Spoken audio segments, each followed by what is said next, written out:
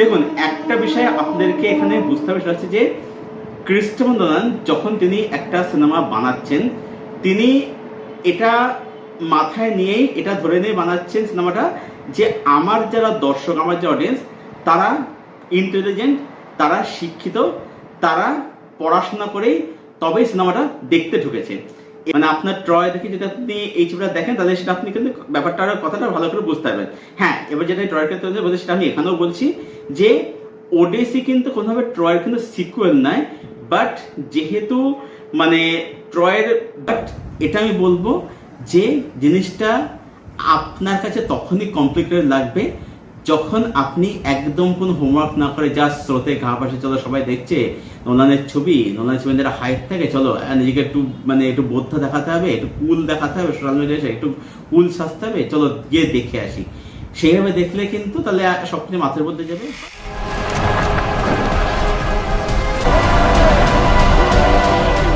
আমি Souvik, welcome to সিনেগানি। এই ভিডিওতে রিভিউ করব ক্রিস্টোফার নোলান পরিচালিত much awaited, most awaited cinema the Odyssey. What if I can't?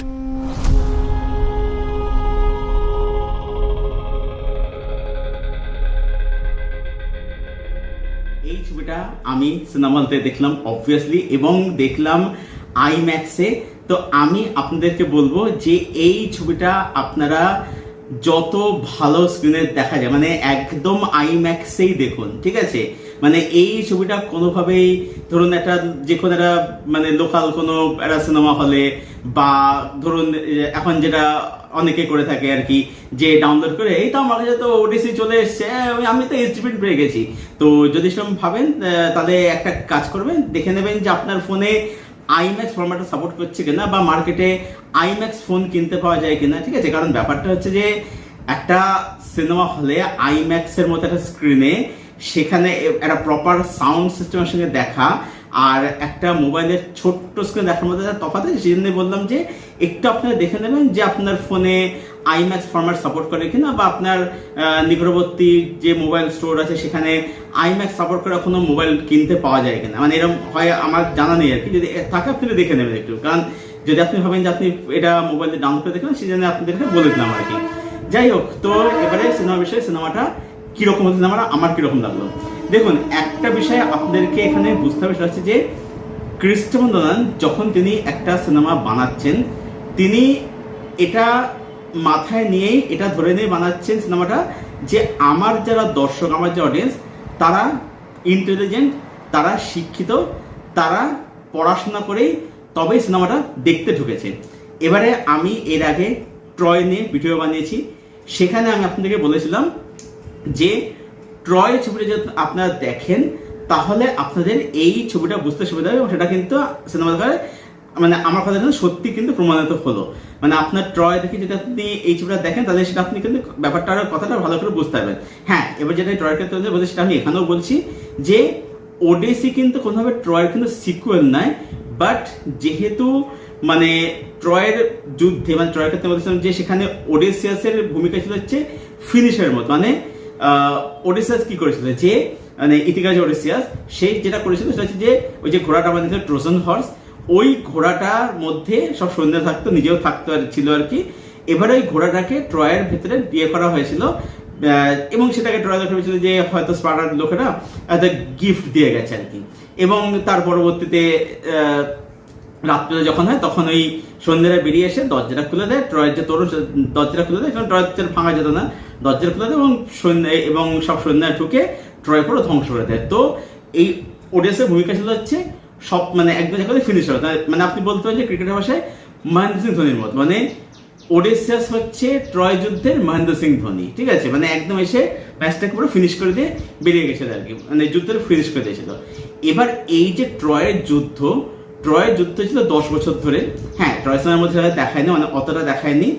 এবারে এই যে ওডেসাস যে ফিরছে, ওডিসির গল্পটা হচ্ছে অ্যাকচুয়ালি ওডেসাসের এই ফেরাটা নিয়ে, যাত্রাপথটাকে নিয়ে। ওডেসায় ফিরতে হচ্ছে 10 বছর। এবার কেন 10 বছর হয়েছে, তার কারণ হচ্ছে যে এই যাত্রাপথে তাদের উপর অ্যাটাক করে হচ্ছে সমুদ্রদেব পোসাইডনের ছেলে সাইক্লপস পলিফেমাস, ঠিক আছে? এবারে এই পলিফেমাসকে এই ওডেসাস কি করে, সে হচ্ছে অন্ধ করে দেয়। তো অন্ধ করার ফলে পোসেডন তখন মানে রেগে গিয়ে অভিশাপ দেয় যে তুমি সহজে ফিরতে পারবে না, মানে তোমার বাড়ি ফিরতে পারবে না। এবং তারপর আপনারা জানেন যে সেখানে ক্যালিপসো বলে এক দেবীর সঙ্গে দেখা দ্বীপে, সেখানে 7 বছর কাটায় আর কি, এক পরিস্থিতি সেখানে মানে ভুলে যায় আর কি, সেখানে একটা গল্প থাকে আর কি। তো সেই কারণে সব মিলে 10 বছর লিখতে একটা ফিট, মানে এদিকে ট্রয়ের জন্য 10 বছর, এদিকে হচ্ছে ফিরতে জন্য 10 বছর, মানে 20 বছর টাইম স্পেন্ড এখানে কিন্তু মানে আমরা দেখতে মানে এই ওডেসার লাইফ থেকে 20 বছর কিন্তু বলতে গেলে এক প্রকার কিন্তু নষ্টই হয়ে যায় আর কি, ঠিক আছে। তো এটাই হচ্ছে ব্যাপার আর কি। এবারে এই যে ছবিটা, এই ছবিটার মধ্যে কি করছে, এই ছবিটা কিন্তু শুধুমাত্র মানে ওডিসির গল্পটা তো মানে যে জার্নিটা শুধুমাত্র ওডিসির জার্নিটাকে নিয়ে এই ছবিটা যেটা করছে, এই ছবিটা কিন্তু শুধুমাত্র যে ওডিসির যে জার্নিটা নিয়ে মানে বলছে সেটা কিন্তু নাই। এর পাশাপাশি দেখুন নোলানের ছবি মানে এখানে আপনি বুঝতে পারছেন সেখানে কিন্তু মাল্টি টাইমলাইন কিন্তু খেলা করা থাকবে। হ্যাঁ, এই ছবিটা দেখে কখনো মনে হয় এটা ইনসেপশন বা এটা ইন্টারস্টেলার ওই লেভেল একদম প্রচন্ড কমপ্লিকেটেড সিনেমা। আমার দেখে যেটা মনে হয়, যেন ট্রয় দেখেছি আমি, ইলিয়াড, ওডিসি সম্পর্কে পড়াশোনা করেছি, তো আমার কিন্তু মানে খুব একটা বুঝতে সমস্যা নেই। এখানে নোলান যেটা করেছে সেটা হচ্ছে যে শুধুমাত্র জার্নিতে ফোকাসটা করেনি, পাশাপাশি এখানে ট্রয় যুদ্ধের শেষ ভাগে মানে কি করে ওই ট্রোজানস্ট করে মানে এন্টার করিয়েছিল, তার কি মানে স্ট্র্যাটেজি ছিল, তার কি রণনীতি ছিল, সে কি ভেবেছিল, সেই বিষয়বস্তু যেমন দেখাচ্ছে। পাশাপাশি হচ্ছে জার্নি পথে ফেরার সময় সে কি কি জিনিসের সম্মুখীন হচ্ছে, কি কি বাধে ফেস করছে, তারপর ক্যালিপসোর যে দিকটা, ক্যালিপসোটাকে ভালোবেসে ফেলে সেখানে 7 বছর কাটানো, এই ব্যাপারগুলো দেখেছি। হ্যাঁ, এবারে ব্যাপারটা হচ্ছে যে একটা 2 ঘন্টা 52 মিনিট সিনেমার মধ্যে কিন্তু 10 বছর স্প্যান দেখানো কিন্তু সম্ভব নয়। ঠিক যেমন ট্রয়ের যুদ্ধের ক্ষেত্রে যেমন আমরা দেখেছিলাম যে ট্রয়ের যুদ্ধ কিন্তু সেটা কিন্তু 10 বছর স্প্যান কিন্তু দেখে আপনার মনে হবে না, ঠিক সেই রকমই এখানে কিন্তু নোলান অনেক কিছু বাদ কিন্তু দিয়েছে, ঠিক আছে। মানে দেখুন ব্যাপারটা হচ্ছে যে এই 10 বছরের যুদ্ধটা দেখা মানে এই যে জার্নিটা দেখাতে গেলে এখানে একটা বেসিক্যালি এটা ওয়েব সিরিজ ডিমান্ড করে। এবারে একটা ওয়েব সিরিজের মধ্যে আপনি যতটা ডিটেলসে জিনিসগুলো দেখাতে পারবেন, একটা ফিচার ফিল্মের মধ্যে তার রান টাইম যতই 3 ঘন্টার কাছাকাছি হোক না কেন আপনি কিন্তু ডিটেলে দেখাতে পারবেন না। তো নোলান কিন্তু কিছু কিন্তু এখানে বাদ দিয়েছে। তবে নোলান যেটা হচ্ছে যে বাদ দিলেও নোলান কিন্তু একদম যেটা প্রয়োজনীয় জিনিস সেটা কিন্তু রেখে। এই ছবিটা শুধুমাত্র যে একটা মানুষের বাড়ি ফেরার গল্প বলছে তা নয়, তার সঙ্গে সঙ্গে এখানে এই যে মানুষটা দীর্ঘ 10 বছর ধরে সে যুদ্ধ করেছিল, যুদ্ধের পরবর্তীতে তার যে মানসিক বিধ্বস্ততা, সে যে মানুষকে ভেঙে পড়েছে, মানুষের বিধ্বস্ত হয়ে পড়েছে, তার মেন্টাল কন্ডিশন, তারপরে হচ্ছে দীর্ঘ 10 বছর সে পরিবার ছাড়া মানে পরিবার থেকে বিচ্ছিন্ন, এবং এই যে ফিরতে আরো 10 বছর লাগছে, যে 20টা বছর সে পরিবারকে দেখেনি, এবং যে পরিবার ধরে নিয়েছে যে এই মানুষটা মৃত, মানুষটা তার মৃত বলে ধরে নিয়েছে। একটা পরিবারের যে অপেক্ষা, পথ চেয়ে থাকা, ঠিক আছে, একজন স্ত্রী, একজন সন্তানের যে তার বাবা ফিরে আসবে কি আসবে না, এবং সন্তান ধরে নিচ্ছে একটার পরে যে বাবা হয়তো কখনো ফিরবে না, তার স্ত্রীও ধরে নিচ্ছে যে তার স্বামী হয়তো কখনো ফিরবে না। তো এই যে একটা অপেক্ষা, এটা কিন্তু দেখিয়েছে। তো এখানে কিন্তু আমার কাছে কিন্তু ইমোশন কিন্তু বিউটিফুলি কিন্তু ওয়ার্ক করে। এবং আপনারা জানেন যে এখানে কুকুরের একটা অ্যাঙ্গেল রয়েছে, সেটা খুব অপশন থাকে বা সেটা খুব ইম্প্যাক্টফুল। তো এই যে এক জিনিস দেখাচ্ছে মানে একটা যুদ্ধের পরবর্তী একটা এফেক্ট, একটা যুদ্ধ বিধ্বস্ত মানুষের একটা গল্প, বা এই যে মানুষের যুদ্ধের পরবর্তী যে মেন্টালি ভেঙে পড়েছে, মেন্টালি ব্রোকেন একটা মানুষ যে দীর্ঘ 20 বছর পরিবারের কারোর মুখ দেখেনি, ঠিক আছে, এই ব্যাপারগুলো ছবিটা কিন্তু বিউটিফুলি কিন্তু ডিল করে। এবং এই ছবিটা বহু জায়গাতে কিন্তু আপনার পেশেন্স টেস্ট করবে, ঠিক আছে। আমি যেটা প্রথমে বললাম যে নোলান যখন কোনো সিনেমা বানায় সে তার দর্শককে সিনেফাইল মানে একদম ট্রু সিনেফাইল ভেবে, এবং তার নোলানের ভেবে নেয় যে দর্শক একদম প্রপার হোমওয়ার্ক করে সব কিছু জেনে তবে তার সিনেমাটা দেখতেছে। মানে নোলান সিনেমা এমন সিনেমা তিনি বানিয়েছেন এখানে, যে এখানে ওই সোশ্যাল মিডিয়া সে মানে বিশাল আমি একটা বোদ্ধা কুল সাজলাম, ঠিক আছে, সেই জায়গা কিন্তু তিনি এখানে দেননি। এই ছবিটা আপনাকে দেখতে হলে একদম ধৈর্য সহকারে দেখতে হবে। মানে এই ছবিটা দেখার সময় কোনোভাবে কিন্তু পাশের দেশে গল্প করলাম, বা ধরুন ফোন আসলো, ফোন অ্যাটেন্ড করতে করতে কথা বললাম, বা ফোনে কথা বলতে বলতে আমি বাইরে চলে গেলাম, এই জিনিস করলে কিন্তু হবে না, ঠিক আছে। কারণ এখানে মাল্টিপল টাইমলাইন এখানে কিন্তু খেলা করা হয়েছে।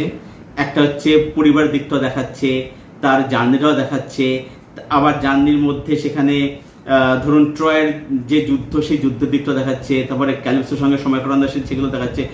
তো এখানে মাল্টি টাইমলাইন জিনিসটা কিন্তু খেলা করা হয়েছে, বাট এটা আমি বলবো যে জিনিসটা আপনার কাছে তখনই কমপ্লিকেটেড লাগবে যখন আপনি একদম কোনো হোমওয়ার্ক না করে যা স্রোতে ঘা পাশে চলো সবাই দেখছে নোলানের ছবি যারা হাইট থাকে, চলো নিজেকে একটু একটু বোদ্ধা দেখাতে হবে, একটু কুল দেখাতে হবে, সোশ্যাল মিডিয়ায় একটু কুল সাজতে হবে, চলো গিয়ে দেখে আসি।